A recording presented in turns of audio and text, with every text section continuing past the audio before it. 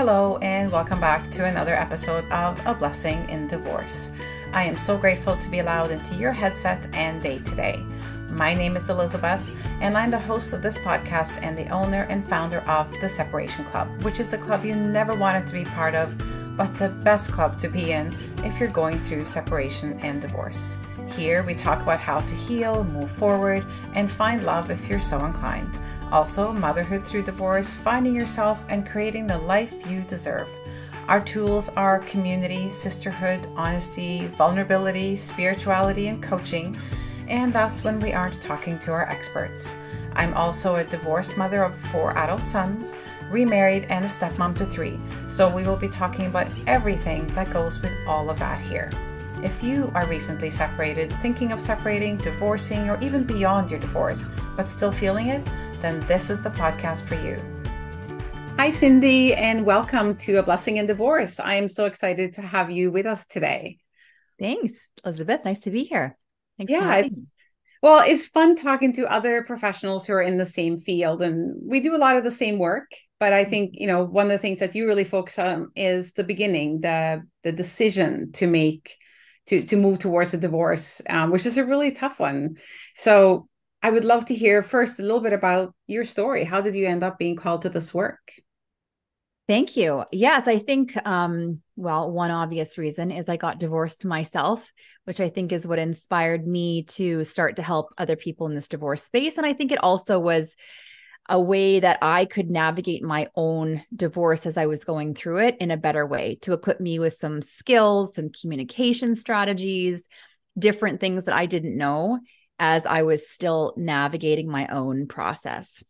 And I realized that there was this, there's this massive gray space between those people who are in therapy, either contemplating divorce or they've decided to divorce, and then jumping straight into hiring a lawyer, and starting that really adversarial, tend to be long drawn out and overly expensive process, right? But there's nothing in between. People think immediately, once I've decided, or my spouse has decided, the first go-to person is a lawyer, but there is so much preparation, and emotionally, financially, socially, even with the family, that can be done prior to getting yourself in going down that rabbit hole.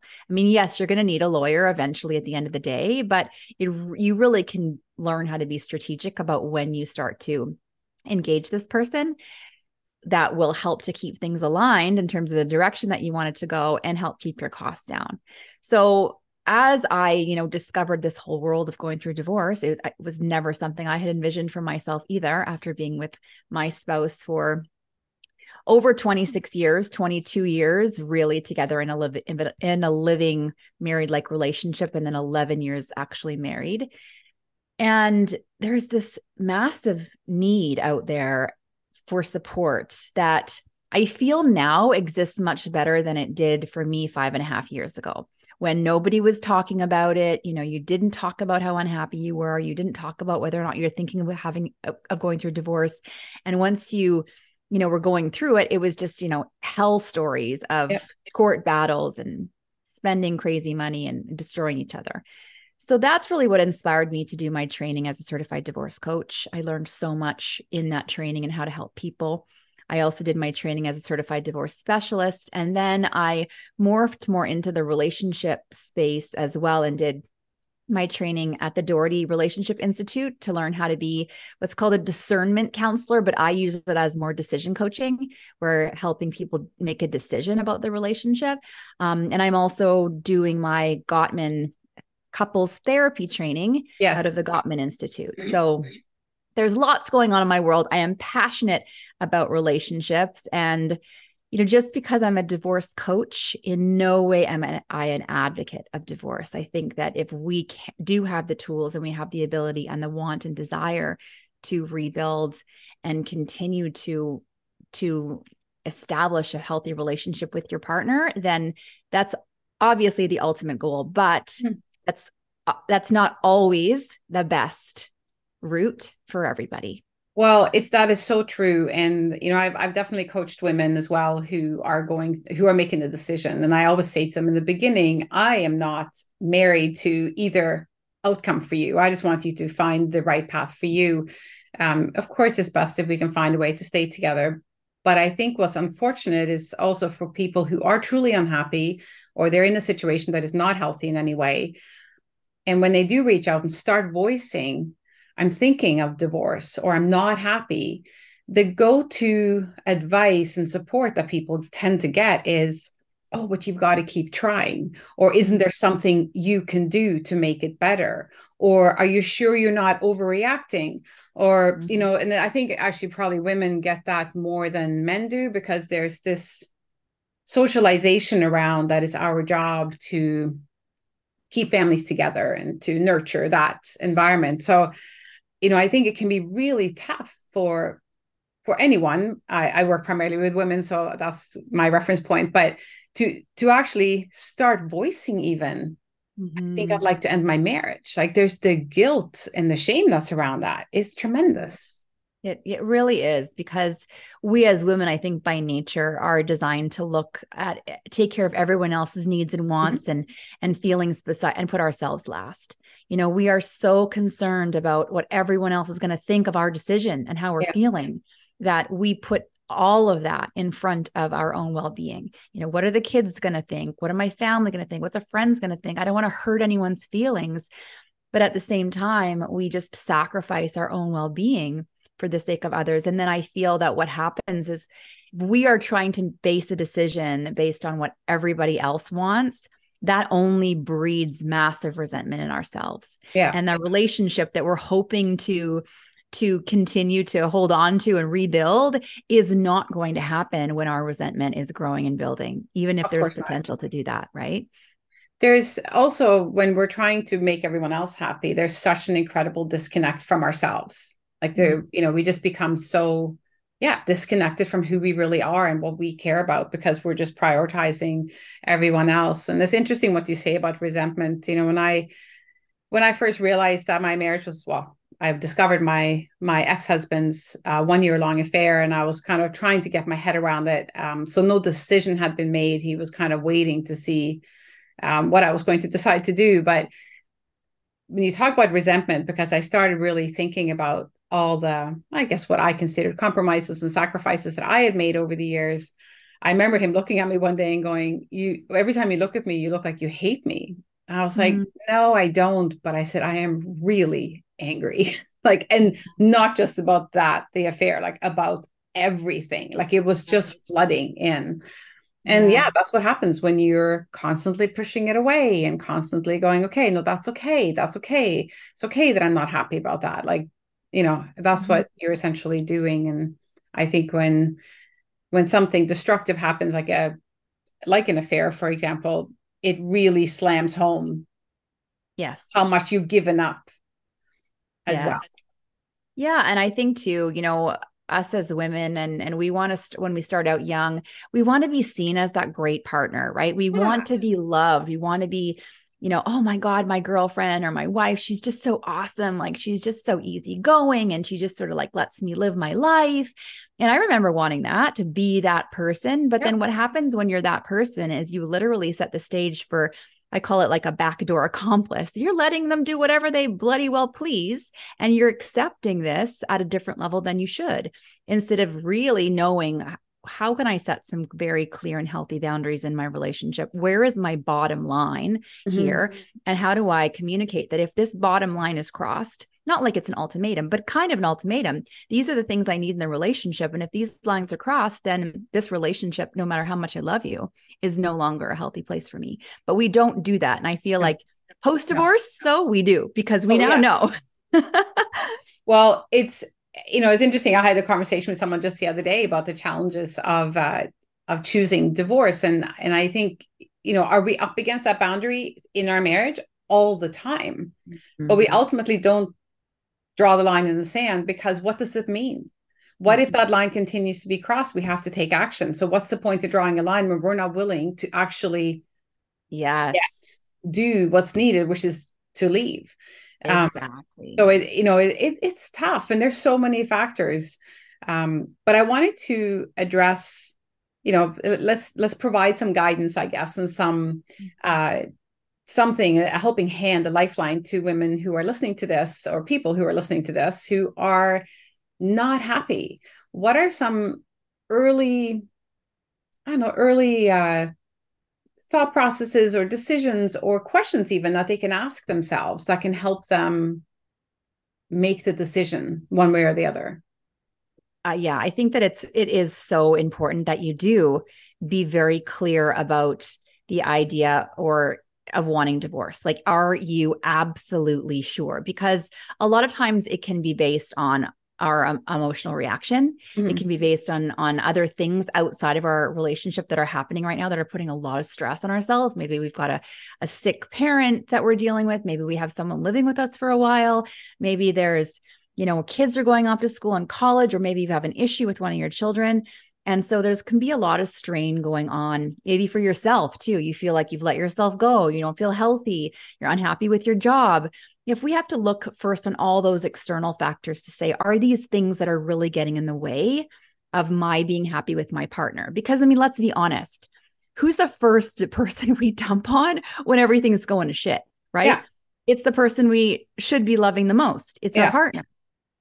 And so if we were to really stand back and think, what's going on in my life right now, in our life right now, is this impacting my feelings towards my partner first, and then going deeper with yourself about where you really are. So I typically go into 8 deep questions with my clients about assessing how they feel in the relationship. So the first one is, do you still have feelings for this person? Like really real feelings in terms of, that deep sense of love, that intimacy, that desire for them. Do you still have that in you, or have you lost the love? The love has maybe just changed to being more of like, I love them, but as a parent and not really as my partner, And do you have respect for them still? Or is that lost because of either an affair or communication issues or whatever else that could be going on that has truly changed how you feel about them? That's huge. Right? Yeah, I think, but if you have this underlying, like, I really do still love them, there could be things that you could build upon. The second thing I ask them is, were you ever really married? Meaning, is your couple and relationship always referred to as an us or a we? Or is it very much an I do this and an I do that in your relationship? I noticed in my marriage, my ex-husband was always, everything was like, I'm doing this weekend, or I'm doing this, or I'd hear him on the phone with someone and he'd say, oh yeah, like I'm going to be going to so-and-so this weekend. And I would be there thinking, hello, me too. Yeah. I'm coming, like, are you doing this by yourself? Because his whole narrative was just around what I'm doing and, me. And so that whole disconnect it was never a we. We were never making decisions based on what we wanted to do. It would have been his decision. And then he would tell me about it. It's interesting because that was very, very present in my marriage as well, in my first marriage. And yeah, I didn't pay attention to it for years, but then, the last probably handful of years, it was just like, it was on Saturday morning. So what are you doing this weekend? And this is what I'm doing. Like literally, there was not even any more an assumption that we were planning this together. You're just living 2 separate lives at that point. There is one thing to be said about being independent, which I think is really important in having your own life in a marriage, but not when there isn't, most of it is a we and an us situation. Well, and there's still that part of going to your partner and saying, hey, like the weekend's coming up. I really wanted to do this. How does that fit in with our weekend? Exactly. Yeah. Right. Completely. So, okay. And so that sort of like I and me needs to shift to an us and a we. Absolutely. Really is very a basic rule of any relationship. Then I ask them, are you truly ready for divorce, or are you just threatening out of hurt and frustration? Because there could be heated arguments that are still lingering, things that you haven't gotten over. And so we tend to use divorce as a threat, hoping to spur change in our partner. But, or as a wake-up call, or they'll finally be taken seriously in order to gain power and control so we can finally get our partner to see what we are going through. But using this as a threat, it's so destructive. Threat, oh my gosh, it really is. It's like those little paper cuts, right? The more you use it, the deeper it is. And you can't go back from that, because divorce and those are the kinds of words that don't go away. Like it's all fine to apologize afterwards. So I didn't mean it. but Yeah. those words don't go away. And I remember I'm remarried, and an early fight after we were married. So we'd been together for a number of years and we were now married, but an early fight in our marriage, he used that. And he'd never said anything like that. And I immediately said, don't ever, ever threaten. I will take you at your word. Right. Like I will, we both divorced before, not Yeah. afraid to do it again. Don't want to, but do not threaten. And he immediately backed off and apologized. He's like, a second it left my mouth, he knew I shouldn't have said it. So that does never been said again. And we've been married for 12 years. So, but it's a terrible threat. Right. Because I think that if you are going to threaten that, you better be darn sure that you're ready for that Yeah. consequence. Because That's if the other person then says, you know what, I think I want the same, then that's it. right. You're done No now. longer a threat, it becomes your reality, Yeah. right? Mm-hmm. And you have to be ready for that if you're going to throw that out there. Yeah, I agree. You really do. Then I also ask them, is this a sincere decision based on self-awareness, or is this emotionally reactive? Because if you are literally emotionally unattached from your partner, then it is going to be more of a decision that you can make easier. Or are you looking at this as a way to punish them? It's emotionally charged. You're not able to truly let them go and you really want to punish them for something that you've done. Then you're holding on to this from an emotional place of maybe, retributive justice, or you just want something for them to pay. And then what is your intent in wanting a divorce? Like really, what is your agenda? What are you wanting from this process? Do you want them to pay for how much they've hurt you? Do you want them to, be alone? Because divorce can only do one thing, and that's end a marriage. So in doing so, you're freeing each person to make new attachments to new people. And is that really what you want? Because you want actually them to be happier than they can be in your marriage, because you just can't give them what they need. Or is it, I want to divorce them because they need to pay and they're a terrible person, so they're better, best without me. Absolutely. Yeah. And those are the 8? Or that's almost 8. Yeah. Another question is, have you resolved your internal conflict about divorce? So have you been able to feel, getting rid of guilt? Are you able to feel like you can understand what role you played in the marriage? Huge. And how this is broken down? That accountability piece is so massive when it comes to healing and even how it goes on. And then are you prepared for, how this is going to impact everyone going forward in a way that you can handle this process maturely and responsibly? Yeah. Because if you're coming at it from a place of bitterness and revenge and helplessness, you are only going to drive up the cost of your divorce and how long it takes, and actually have a negative impact on the people around you. Yeah. So we really go into looking at those deep reasons. Are you ready? Because I don't think I would say most people, even by the time they get to a lawyer's office, have done no preparation at all. I'm sure you're right. I think most divorces come out of emotions, as you mentioned earlier. And I also, I think probably one of the most important questions that I felt that you just out of the 8 was what is your agenda? What is ultimately your goal? And it kind of wraps up a lot of the other questions about, are you just trying to punish, or what is your, are you doing this from an emotional place? I do believe that, and a divorce, a decision to divorce, is always going to be emotional, because there's just so much attached to it and there's so much loss around it. But and I don't know that there's ever a time where and I've said this to people, my clients too, you don't wake up one morning and go, you know what, I'm ready now.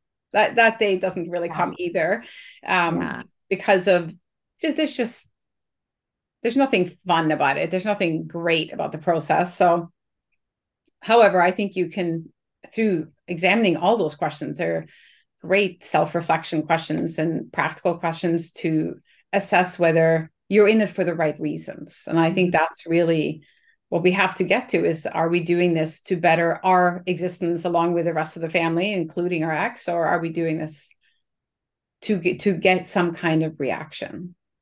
I remember I started in therapy immediately. And a question that my therapist asked me when I was still, toying, he was still wanting us to reconcile after this affair, and I didn't really want to. And but I was still struggling with why. Like I hadn't really understood the whole, I mean, the obvious, but why was I not willing to forgive this time? I had already forgiven one before. Um, and he asked me that, and I said, there's nothing about this marriage that I want anymore. Like our marriage isn't great. It hasn't been great for years. There's nothing worth fighting for. Last time I felt there was something worth fighting for. Mm. And he said, well, then the only question left that remains is, do you believe that he is capable of being the partner that you need him to be so that you would consider this marriage good? And I said, no. And he goes, well, there's your answer. And I Yeah. thought it was just such a good way for him to reframe it for me. Because, Right. do you believe that what you want out of your marriage, is it even possible? Do you believe it's even possible? I knew it wasn't. It wasn't within his desired way of being. Let's put it that Yeah. way. And I think if you think about making mistakes in relationships and marriages, and even if you bring it down to infidelity, there can be times when a mistake like that can be made. Is it a mistake? It was a choice, definitely. But at the same time, if it's a one-time thing, I mean, this is my opinion. I know that everyone has their own opinion about this, but I think that when you have a one-time affair, there is possibility for you to come back from that, because that is the crack that sometimes some marriages need in order to see what's not happening properly, to see what's broken, and for them to be able to fix it. Mm-hmm. But the problem is that when you then have this repeated behavior, then this is the pattern. It's like apologies. You can't apologize without changed behavior, because it literally means nothing, right? It means nothing. Exactly. An apology is changed behavior. So if there are opportunities for couples to rebuild after an affair, because that's just their wake up call to, whoa, our relationship is vulnerable enough for it to be open and have a hole in it for someone else to come in. So what is this and how do we fix this? Yeah. And lots of couples can. But when it happens again, of course, like I feel for you, you're like, well, it's already happened. I've been through that, down that path, and now it's happened again. What more can I possibly do to prevent this from happening? I'm setting my boundary and saying, this is my bottom line here. I'm sorry, but the journey back from an affair is not an easy one. Like to learn to trust again and to put that pain behind you, and to also address the reason the other person had the affair, right? And we talked about this before, so we'll get into it now. An affair doesn't come out of a vacuum. It doesn't come out of a perfectly happy, mutually fulfilling relationship. There is something that has broken down before that affair happens. And I'm not talking about like somebody had too much to drink and ended up making out with someone in the office copy room or whatever, right. Like just some kind of drunken mistake. I'm talking about the deliberate effort to deceive and have a continued affair or relationship outside of the marriage. Yeah. And that's what happened to me twice that I know of. And they were long. They were like over a year long, both of them. And that is a long time. That is a deliberate. There's a lot of lies.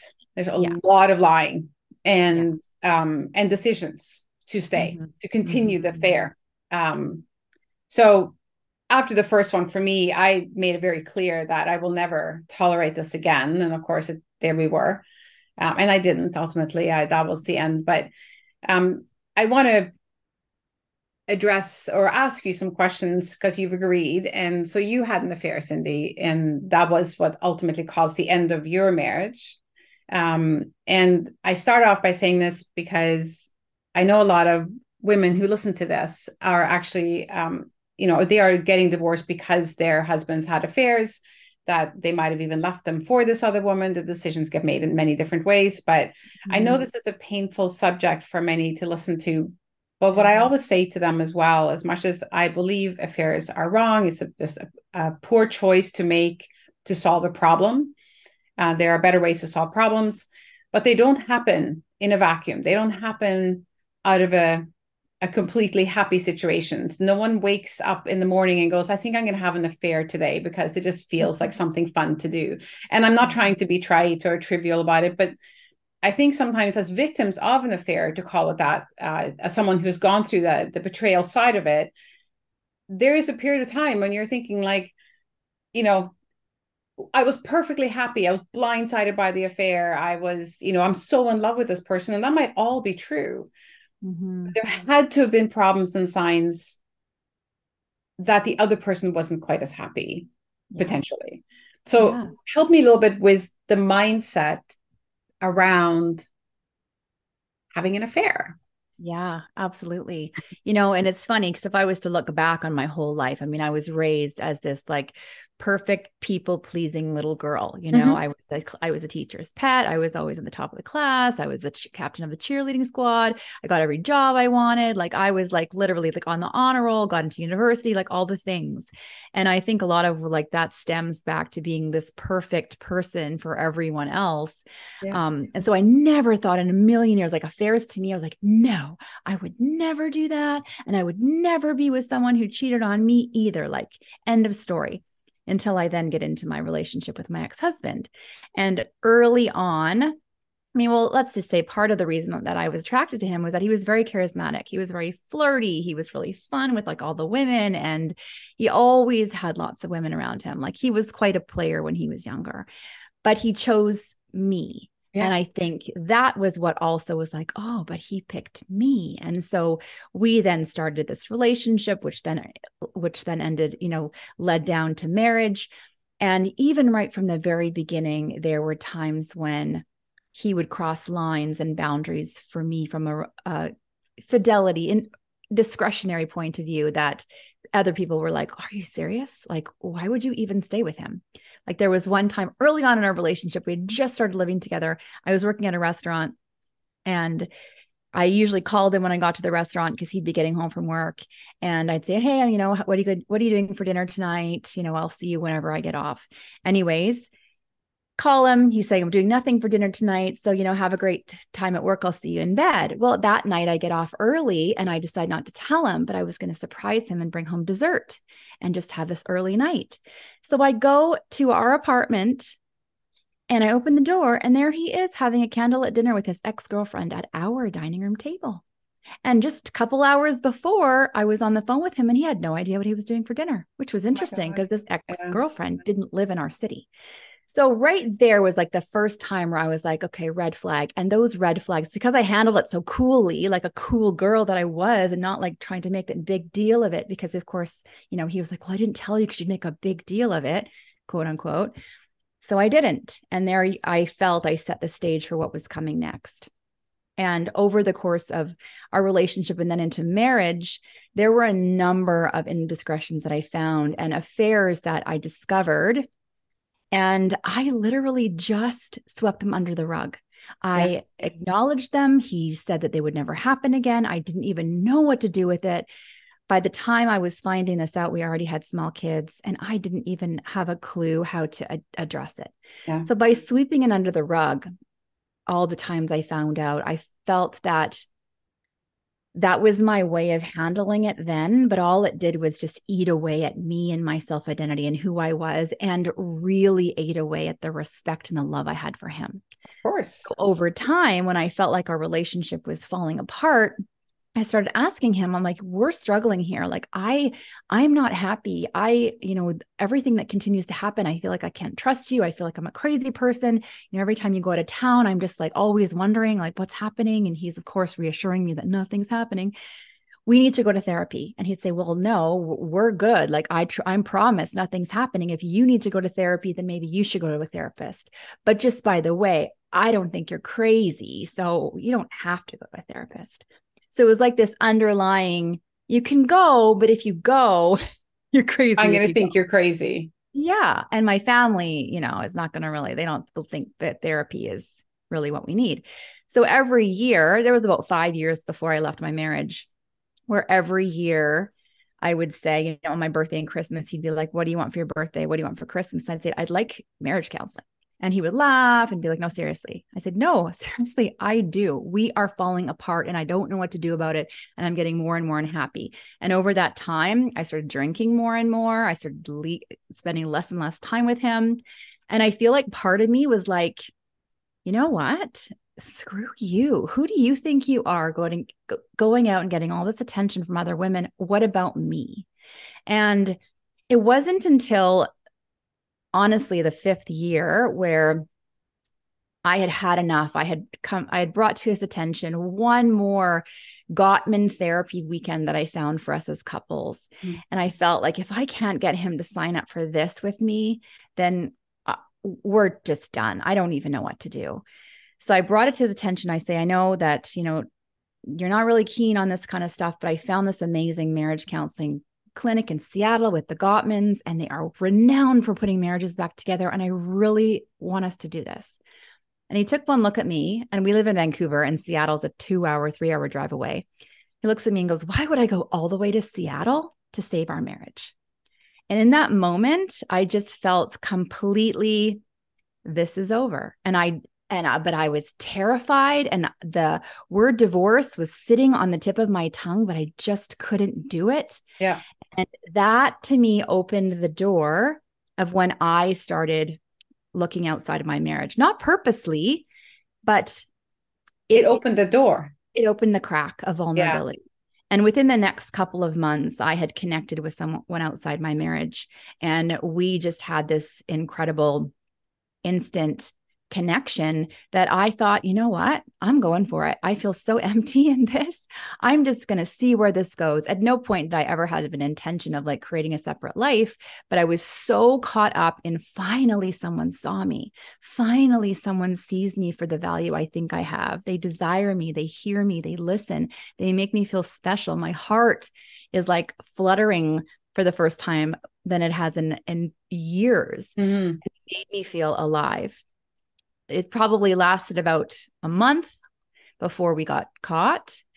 And it's not like I was being very secretive about it at that point anymore either, because I honestly didn't even care at that point. Yeah. Was there part of you that almost wanted to get caught so that the decision would be made for you?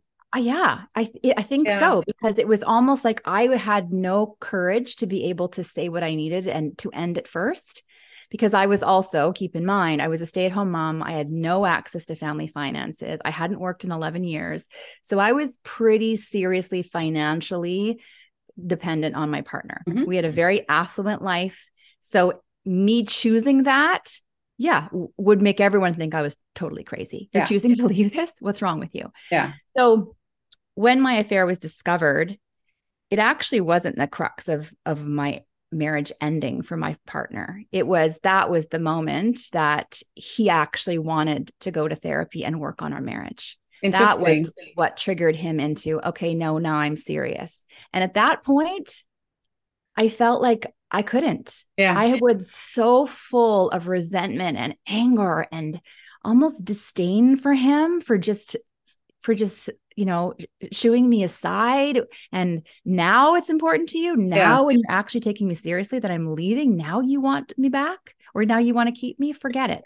I'm actually taking this as an opportunity to leave. And he wanted to work it out. So the affair was really not what he wanted to end it on. It was my exit strategy. It was the way I was going to leave it and allow it to be my door to leaving that relationship.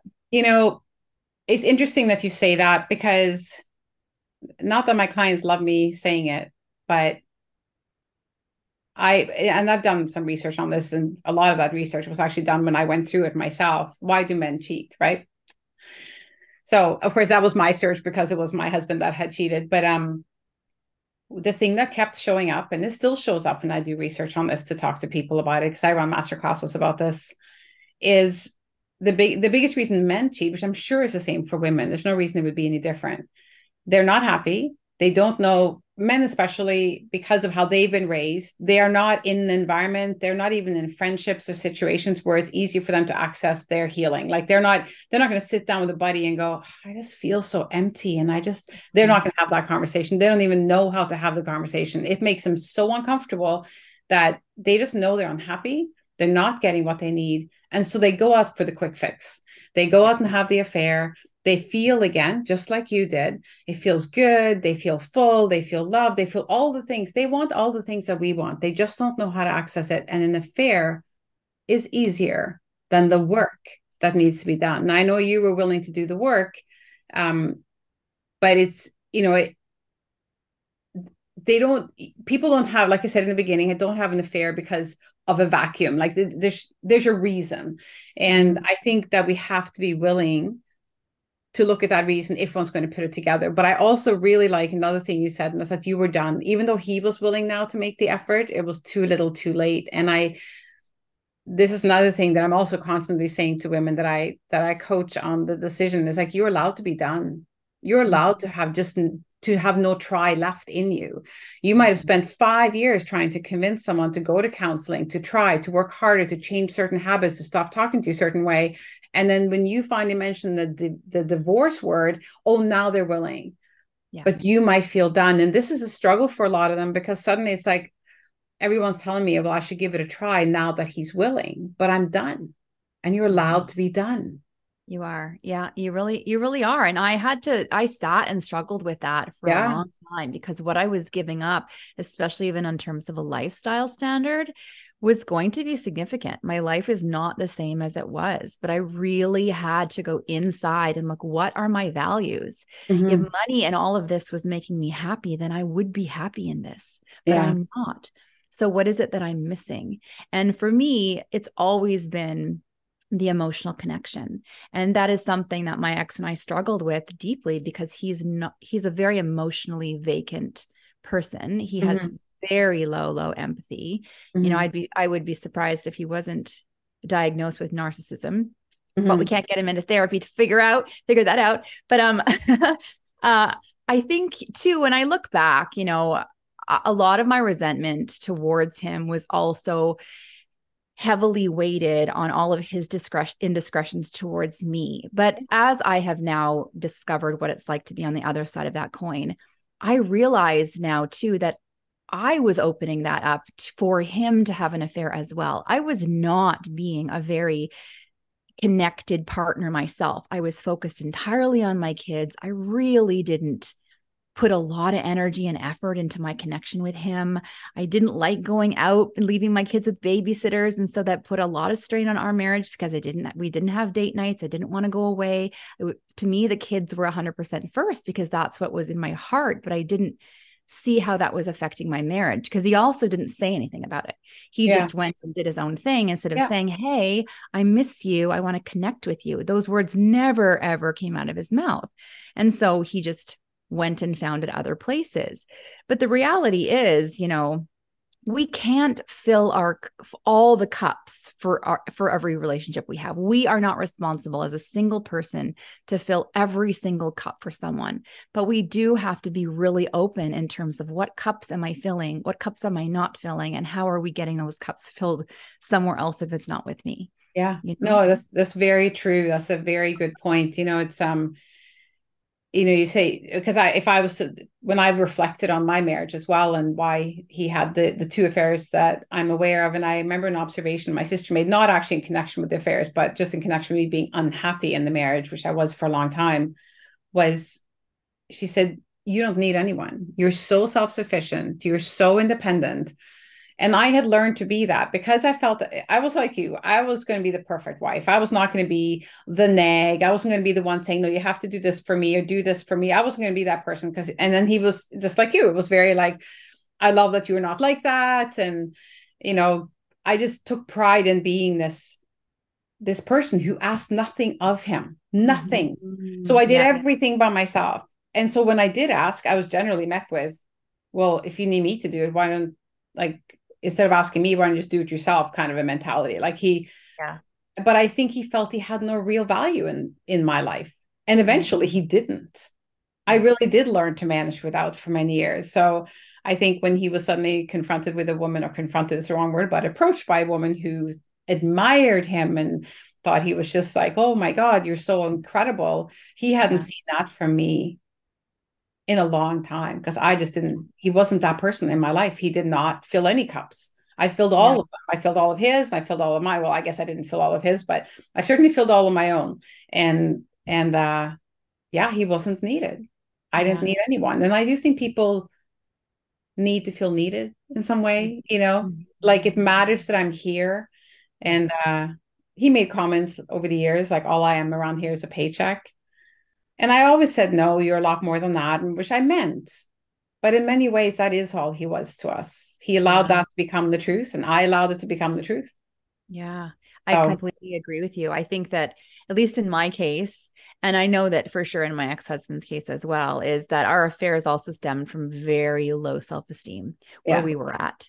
He wasn't feeling like the man he needed to be in this marriage. He was doing everything financially. Well, I shouldn't say he was, actually our family was supported by his parents. So there in itself is like a massive place of shame that he couldn't even support his own family on his own and needed, mom's support. So underlying, as much as he would never admit that, underlying that's got to be a deep place of shame and insecurity, right? Sure. And so when I had my affair, I was at the worst place of my life. I was so lacking so much self-esteem, so much self-worth, that just finding someone who saw me for the first time I felt in a long time was all it took to have that emotional connection. And for me, it wasn't even like the physical part of it, because that wasn't necessarily a need. It was just to be connected to someone who paid attention to me, someone who looked into my eyes, for God's sake. And you know what? And actually, anything you read about why people have affairs is never about the sex. The sex is the part of what happens, is because it's how people connect, and that's where passions take us. But it is always about the connection. It's about them making you feel something that they weren't feeling. I remember reading somewhere, see if I can get it right. What they fall in, or what you or whoever, what you fall in love with is being the person that they see you as, in a way. So when you fall in love with someone who's falling in love with you, they see you as this perfect person. Yeah. And they look at you with that kind of love and adoration. And that feels wonderful for the person receiving it. And I thought that makes sense. I can accept that is incredibly enticing. Yeah. And attractive. And it's at that level of lust, because if we were truly going to connect and fall in love with someone, I think from my perspective now, I want to see where they struggle. I want to see their flaws and look at them in terms of like, oh, are these flaws that I can live and grow with? Because nobody is perfect. And in fact, I think that like, that's so, I often think that we hide behind that. And I remember my ex-husband always saying to me, he'd come home from parties or work events or whatever. And he'd be like, oh, I feel so lucky to have you. And I'm like, why? He's like, because everyone complains about how difficult their wife is. And you are like, not at all. You don't even give me a hard time about anything. Like, you're like perfect. And I immediately thought, part of me was like, okay, I'm doing it right. And then the other part of me is like, oh, fuck. Like I am making this so easy for him that I am literally sabotaging myself in this. And I'm looked at as a nothingness, no respect.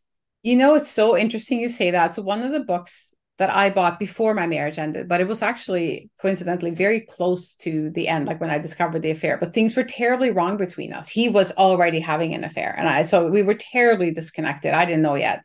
And I remember I bought a book, and I don't remember the exact name, but it was something like why you have to be a bitch to get your husband to treat you better.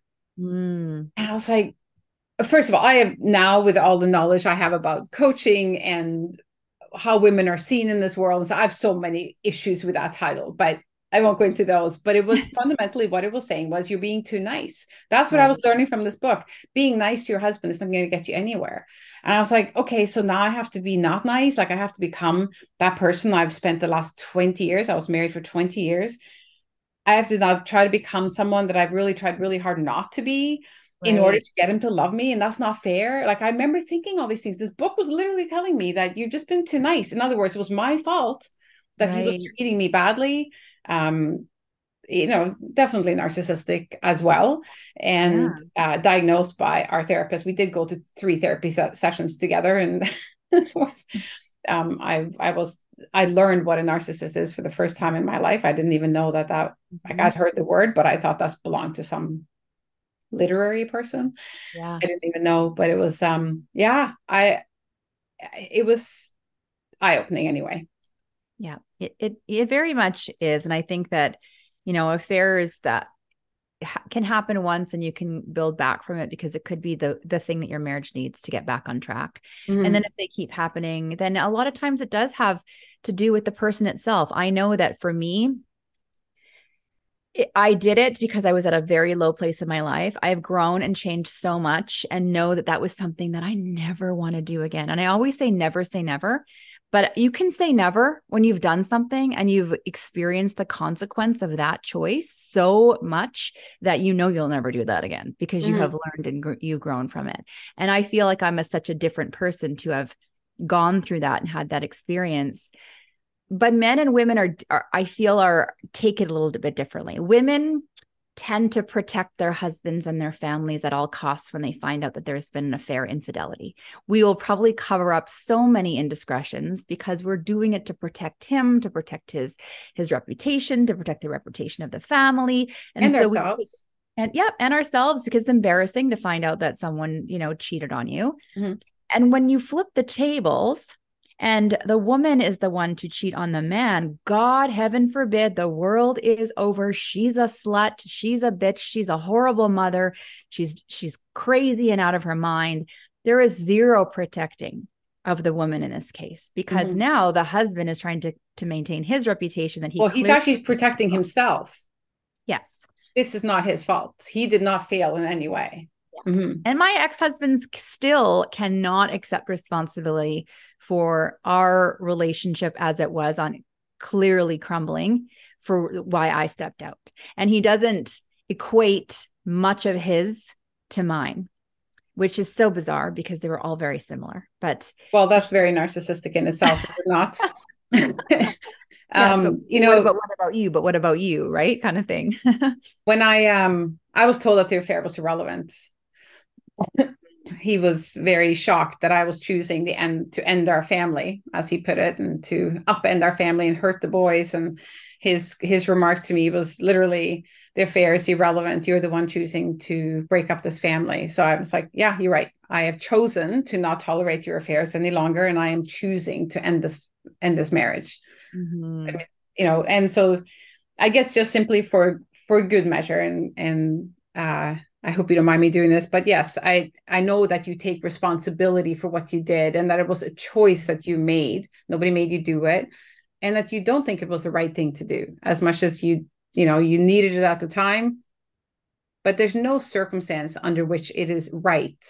Oh, no, I don't think, I think you'd be hard pressed to find someone who said, oh yeah, having an affair is okay. It's an okay thing to do. It's not on any level an okay thing to do. And there's a reason that it's happening that goes far deeper, for people. And I think that if you can identify that you are even thinking about having an affair, there's some work that needs to be done prior to that, because also what it does when your marriage ends is it's just going to signify that was why it ended. And that's not why it ended.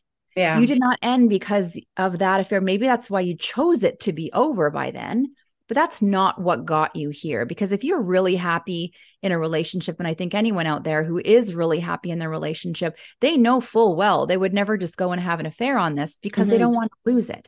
Yeah. But when you're getting to the place where you don't really care about losing this anymore, but you don't have the skills, you don't have the strategies, you don't have the support, the self-esteem, whatever it is, sometimes we choose to explode things so that it will just explode for us, and not have to do the hard things. Yeah, absolutely.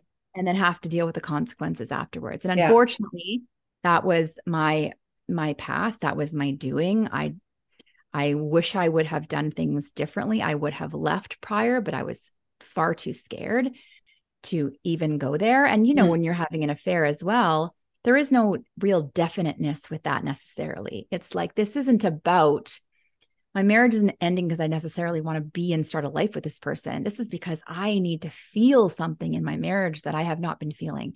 And a lot of times with women who have an affair, I also work with many of them, it's the first time that they feel alive. And this affair brings spark and energy back into their soul that gives them some motivation and drive to, okay, you know what?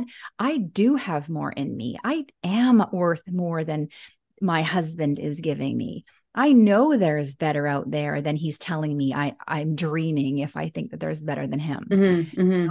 Sometimes this is the wake-up call for the woman in the marriage to say, hey, you stop staying stuck. This is your ticket to, there is more out there. And they say the grass is always greener but it's greener where you water it. So if it's not green where you are, it's because it's not being watered. maybe And you once you can't water it all by yourself either. can't, You do no. need two people doing the work. And it's, yeah, it's affairs are, even when I described the end of ours, why did my marriage end? An affair triggered the end. Mhm. It was what finally broke it. But was it already broken? Yes. It was Yeah. already falling apart. But that was the thing that pushed it over the edge. Yeah. So that affair didn't come out of nowhere. And it wasn't the only thing that was bad. Let's put it that way. It was just the thing that went, you know what, this is done now. We're done here. Yeah. And it's And such a great learning opportunity moving forward to yeah, also set the stage for a new relationship. Because when I entered a new relationship, after divorce, the foundation was very clear in terms of those conversations right away. Here's what I feel where I stand when it comes to affairs. Here's where I feel if we ever get to a point where, oh my gosh, I'm being tempted outside this marriage, or I'm exactly. feeling swayed, or I actually I feel like I'm getting close to crossing a line. Let's have that conversation Yeah. because I'm not going to hate you because I know that life happens and I know that there's obviously something that we're both contributing to. And if I love you enough, I'm going to fix this with you to make sure that we stay safe. Yeah. But that keep in mind, we're also all human and there's a difference between chemistry and compatibility. And you're going to find chemistry in your life all the time. There's going to be like a really attractive guy at the car dealership that you're going to feel chemistry with. There's going to be a That's really okay. beautiful woman at the barbershop or wherever that you're going to feel attracted to. The difference is when you don't cross that line, right? And when you have what you need and you're in a relationship that's respectful and kind and loving, then the line it's not even so close to you that you can see it. Like you might see a good looking person, somebody you're attracted to, but it's like, yeah, but no, Yeah. You wouldn't cross over it. And no. then if you did, then you would be very clear in your relationship and say, this line is ever crossed. Unfortunately, I'm not going to be able to stay in this relationship with you. Mm-hmm. It's an ultimatum, but it's not an ultimatum. It's my bottom line boundary here. Like this is what it takes for me to no longer be willing to commit to this relationship with you. And I Yeah. think if you have those hard but really open and vulnerable conversations, those actually bring you together Yes, and because you learn about each other. yeah, and allows you to give it a chance to say, oh my gosh, like there is vulnerability in this relationship. Mm-hmm. Let's get closer and make sure that those holes aren't wide enough for anyone else to penetrate what we are trying to build. Yeah, absolutely. And I feel like we could have a whole other conversation just about that. Um, Before we wrap up, I just want to bring it around to sort of the beginning and what we talked about throughout, but when one's contemplating ending a marriage and that it doesn't have to be an affair, there doesn't have to be abuse, and there doesn't have to be some horrible incident for someone to feel so unfulfilled and so unhappy that they need to leave. And I think it's important that my listeners and that everyone understands that if you are even thinking about divorce, there probably is a real reason for it. And the questions that you gave us early in the episode are so valuable in helping someone kind of go through that to gain that personal understanding of why they're doing it and why they're choosing this and is it the right decision. And that it's also possible to want to divorce someone who isn't an awful human being. I think, again, a lot of women stay very unhappy, very unsatisfied because the one they're married to is not a bad person. It's just not their person anymore. That has been lost somewhere over the years. And, do you have any parting words for those people who are sitting there in that place?